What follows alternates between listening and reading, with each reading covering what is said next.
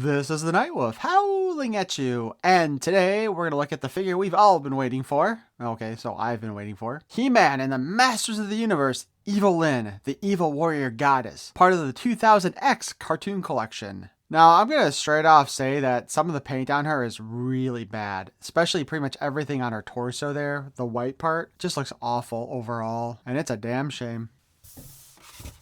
On the back of the box, we see Evil-lynn fighting against Teela with Skeletor in the background, as seen on The Beginning. And hopefully Teela will be coming up soon. Like, it'd be nice if they had Teela in Wave 3 and the Sorceress in Wave 4, or vice versa. I just want the Sorceress, though, to be honest. I want Teela also, yes, but I want the Sorceress more. So you can fit her wand into her hand. Ooh, that's a wonderful action feature. The other figures in this wave are, of course, Man-at-Arms, the heroic master of weapons, Evil-lynn, the evil warrior goddess, and Mossman, the heroic spy and master of camouflage. Now let's go ahead and open this sucker up, shall we?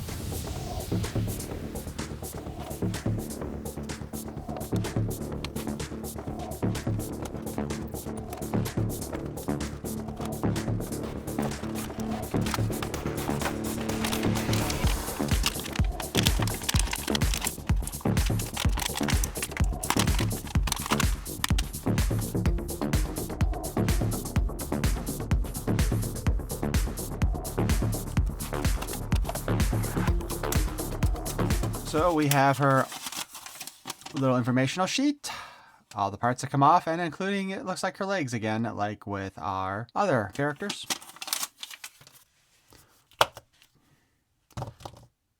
Wow, that came apart really easy. She's got some juices there on her crotch. That's not good. But it does look like she's using the same crotch piece as Chitara did.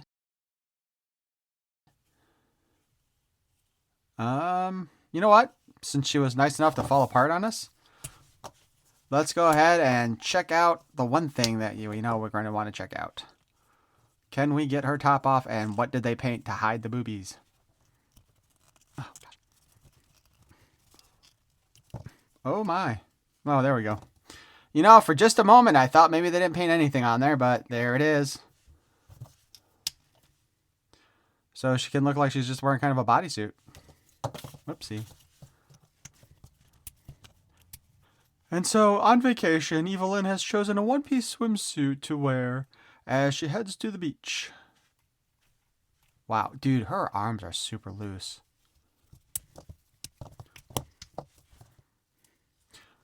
But yeah, you can kind of see here. Maybe that was an attempt to try to make it look more bony, but just they should have just gone ahead and colored that in all the way. Also, what's fascinating here is this little bit on the top here is literally designed and positioned to hide her cleavage, which, well, that'll be easier to show once this is back in place.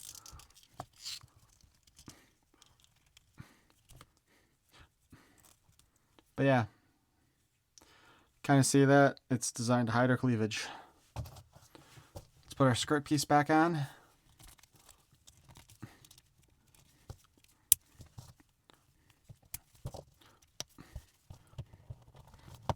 Let's take a quick look at our staff here. It does appear to be actually in two parts. But I don't think it's meant to come apart. You know what I mean?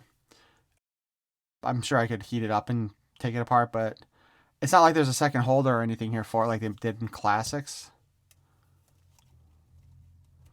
And that just fits right in our hand. It's a very thick staff. It's actually thicker than the original toy version. So that's her. Her face, she comes pre-molded with a smirk on her face. And it looks like she's got one eyebrow cocked a little bit. She kind of reminds me a bit of the Evil Queen from the original Disney Snow White cartoon. Again, the chest piece is really badly painted. There's a lot of paint slop here too on the, I don't know what these would be called, but you can kind of see there that there's a lot of paint slop. Also on the little kneecap thingies, which I sort of feel like they could have done a better job on this. Like, for one, maybe just gone ahead and had the boots go all the way up to her knees, you know? But maybe there's a reason they didn't do that. But I don't know what it would be, other than being cheap. But let's talk about the articulation. Head is on a ball joint. Whoa. Oh, look at that. That's kind of creepy. Her head can do a 360, but once you do that 360, she's starting to look up at the stars from behind. That's kind of up. So yeah, if you turn her head sideways, she's kind of looking up and over a bit there too.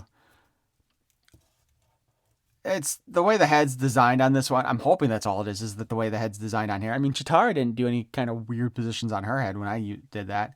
And it is using the same buck as Chitara. So her arm hinges up and down and spins. The outfit does, of course, hinder it. And like I was saying before, her arm is super ridiculously loose in there. Single joint in the elbow. At least that one's stiff. Spin at the wrist and in and out articulation. And she's got in and out articulation on the other side too. That arm is not quite as loose as this one, but it's still pretty loose. 360 spin at the waist. So we already saw what happens when we kicked out with her, but so let's kick forward. And it pushes up the skirt piece high enough to pop her off, because actually that's a pretty loose fit too, to be honest. Like, you see how much give there is right there? So posability on her is going to be very dependent upon how far you go in order to stop her from popping. But she's still got a pretty fair amount of posability anyway. It's just very awkward.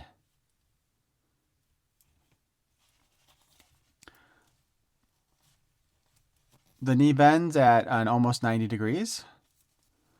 Bends back in place with the weird little kneecap things. Were they that small in the cartoon? Because I do have the original toy to compare her to later. There is a boot cut.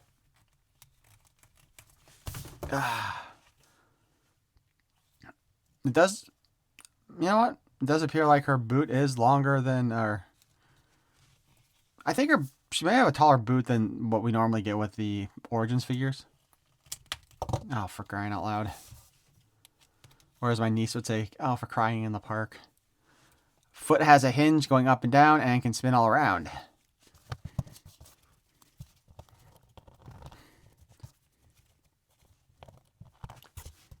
So we have our 2000X toy version of Evil-lynn here. Her face does not really have a whole lot of depth to it, to be honest, but I do rather appreciate the darker eyeshadow going all the way around her. A little bit more noticeable. And the color scheme, similar but different. And that probably has more to do with the cartoon. But this is why I was kind of wondering, because those little bits are a lot different here. And her boots do go all the way up to her knees. And actually, she's got a different style boot on that side. I'm assuming they did not do that in the cartoon, though. She also came with a dagger as well as a staff. Her staff is painted in 3 different colors on the original toy. And, well, the dagger is painted, period. And is there. Unfortunately, she did not come with one. But you know what? Looking at the paint jobs here, they put a lot more effort in getting that correct than they did on the new one.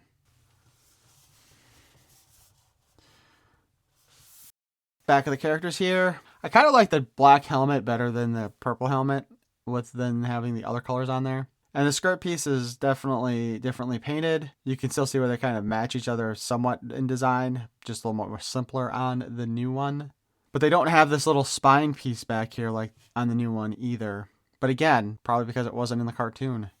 So while I didn't do much of a comparison between the original Origins version of the 2000X Evil-lynn, I do have her up here with the other two for this since she exists. But overall, she looks really terrible compared to the other two, period. Because all they did was just repaint their Evil-lynn. Although this was the first figure, I believe, that had the updated knees for Origins. But it really is a shame that we did not get the dagger, because I am pretty sure I do remember her using that dagger in the show as well at some point or another. Now, our original Origins version is just, again, a repaint of the Origins version of Evil-lynn. They gave her kind of that grayish tint to the skin, which is similar to the kind of grayish tint that they have on the 2000X figure. However, our cartoon collection version does have normal skin tone, which I believe she did sport normal skin tone in the TV show as well. I really do need to go back and rewatch that show, but actually, I believe V is kind of interested in rewatching that show too, so maybe that is something we should do soon. But overall, in this figure, I think she turned out pretty well. I just wish the copy I had actually didn't have such loose joints. That's kind of disheartening.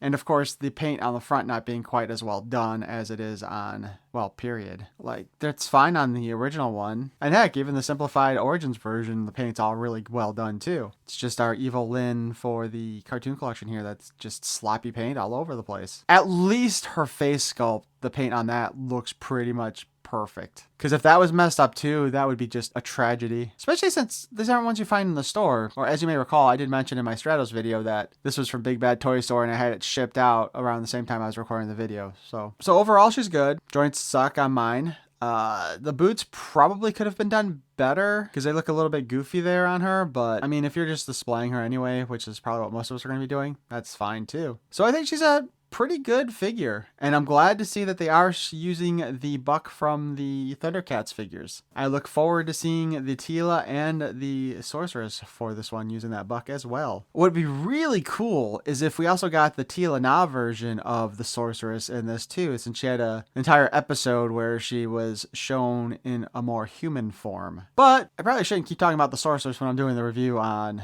Evil-lyn, right? As longtime viewers of my channel know, that 2000X Sorceress is the one I've been wanting a figure of forever. Forever! Because she's the most beautiful version of the Sorceress created. But why don't you guys let me know what you think about this Evil-lyn figure. We'll talk about the Sorceress when she comes out for sure. But if you did enjoy this review, please feel free to smash that like button. And if you want to hear more of my nonsense in the future, you can subscribe. I thank you for watching. Peace and love.